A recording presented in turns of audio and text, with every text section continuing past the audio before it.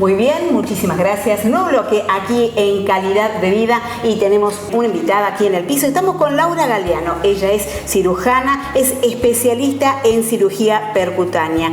Doctora, gracias por estar aquí con nosotros en Calidad de Vida. Buenas tardes, ¿cómo andas? Muy bien, muchísimas gracias por estar. Gracias por tu tiempo, por sobre todo, hablamos la semana próxima pasada cuando hablamos con el doctor César Sabati y decimos el tiempo que le lleva a ustedes, obviamente, por estar aquí, de venir hasta el piso para poder tratar de grabar, ¿no? Así que agradecida de tu parte. De nada, muchas gracias a vos por la invitación. Laura, contanos un poquito, hablamos de cirugía percutánea. ¿De qué se trata esta técnica? Bien, la cirugía percutánea es algo innovador, algo nuevo en cuanto a la rama de medicina y sobre todo cirugía. Son cirugías que se lleva a cabo en pacientes, ciertos tipos de pacientes que tienen que cumplir ciertos criterios, en donde está el riesgo de vida, uno de los criterios, y los otros es en cuanto al tratamiento y al diagnóstico oportuno con las mínimas incisiones. Antes se usaban las grandes cirugías, la laparotomía o la típica herida de una vesícula.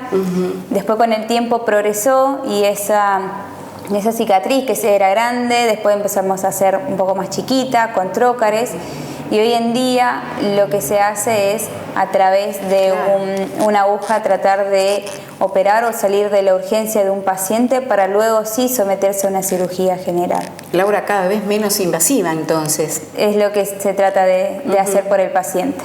Bueno, contanos, ¿en qué caso se utiliza, Laura? Bien. Tiene varias indicaciones, ¿sí? Por ejemplo, podemos hacer todo tipo de biopsia en forma ambulatoria o una internación abreviada que se llama 2 o 3 horas de internación, en donde el paciente llega al sanatorio o al hospital, se hace la historia clínica, entra a quirófano o a tomografía, dependiendo de dónde se realice, y con anestesia local o una ligera sedación se hace la biopsia. A una horita o 2 horas después se puede ir a su casa. Bien. A la espera del resultado. Bien. ¿Y en qué tipo de pacientes, Laura? ¿Todos los pacientes están habilitados como para hacer esta técnica? No todos los pacientes. En la medicina existen muchas ramas, ¿sí? Sobre todo la medicina de lo que es cirugía mínimo invasiva está abocado a los pacientes, digamos, que no pueden tolerar una anestesia general y se tiene que hacer bajo una sedación. Sedación significa dormirlo profundo al paciente sin necesidad de poner un tubito en la boca, entonces se hace el procedimiento. O en aquellos casos, por ejemplo, que un riñón no esté funcionando, ¿sí? Por lo cual se tiene que hacer una nefrostomía percutánea. Es un procedimiento que se prepara todas las cosas entre 45 y media hora, si no a veces mucho menos. O una gastrostomía de alimentación, aquellos pacientes que no pueden deglutir o tragar, se puede hacer una gastrostomía de alimentación tranquilamente con una aguja y el procedimiento en sí dura 15 minutos. Eso iba a preguntarte, ¿qué tipo de aparatología se utiliza? Son todos productos descartables, lo único, digamos, en contra, que la mayoría de los productos son importados, entonces cuesta conseguir lo que la obra social lo cubre, pero en su tiempo prudente, digamos, tiempo de obra social, pero son todos materiales descartables y se opera con aguja, con alambre y con dilatadores. Bien. Más que nada, para que entienda la sociedad en sí. Bien, ¿y con algún tipo de aparatología para que lo vayas trabajando, Laura? Sí, se ocupa dependiendo de qué sea, en tomografía, ¿sí? O en el quirófano con un ecógrafo y radioscopía.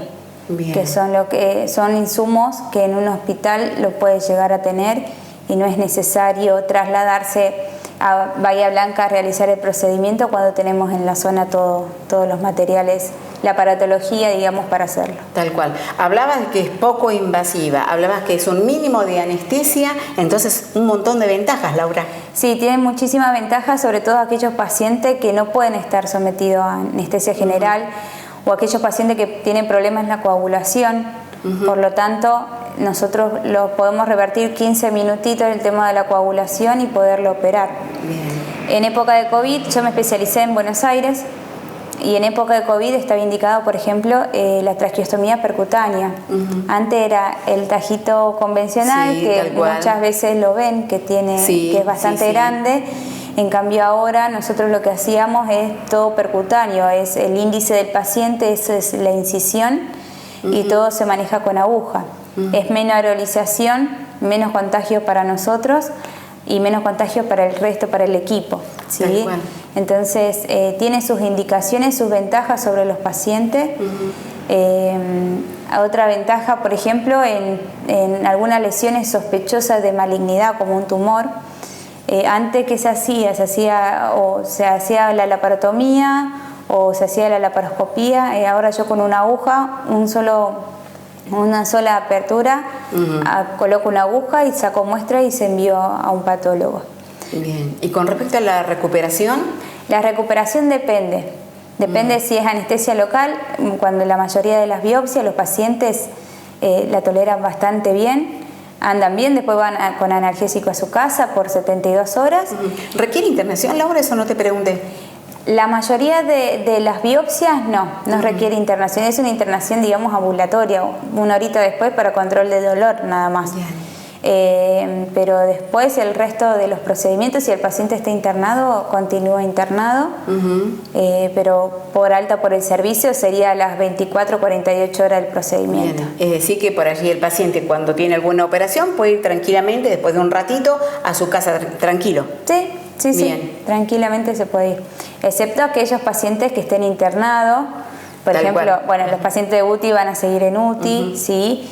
Los pacientes que estén internados con alguna complicación de su internación va a seguir internado. Pasamos a limpio. UTI es unidad de terapia intensiva. Sí. Para que la gente entienda. Y con respecto, por ejemplo, a la ostomía de alimentación, como la gastrostomía, la gastroyeyuno, si ya tiene una internación domiciliaria, lo que se hace es internarlo en el día y al otro día se va de alta, para ver que tolere bien la alimentación y todo lo demás. La gastrostomía, por ejemplo, está indicada en aquellos pacientes que tienen trastorno de alimentación, aquellos ancianos de que estén mucho tiempo con la sondita de alimentación. Es muy incómodo para el paciente tener una sonda permanentemente en la nariz, ¿sí? Y es más, a veces todo el tiempo se la están sacando. Entonces ahí es la indicación de una gastrostomía de alimentación que es mucho más manejable. Quería preguntarte, ¿existen riesgos? Sí, como todo cirugía, siempre existen riesgos. Yo a los pacientes les explico, como cuando vamos a sacarnos sangre. Una agujita nos deja un hematoma chiquitito. Lo mismo nos sucede a nosotros cuando hacemos procedimientos mínimo invasivos, desde un mínimo hematoma en la piel hasta complicaciones graves como algún sangrado importante o a veces en las colecciones que también se hacen percutáneo. El peritaltismo del intestino pasa mientras vamos haciendo el procedimiento, no nos dimos cuenta y podemos atravesar un intestino, o a veces el paciente tiene una colección tan grande que al remover, digamos, esa colección, migran los gérmenes hacia la sangre y hacen un shock séptico y a veces fallecen, ¿sí? O sea, desde una mínima complicación como un hematoma hasta grande, como todo procedimiento quirúrgico. Tal cual, ¿sí? Por lo general, mínimo invasiva no sucede, pero siempre le explico yo todas las complicaciones para que tanto el paciente y el familiar sepan cómo lo podemos llegar a resolver en caso que suceda alguna complicación. Tal cual. ¿Qué especialista te deriva, Laura, para que hagas su atención?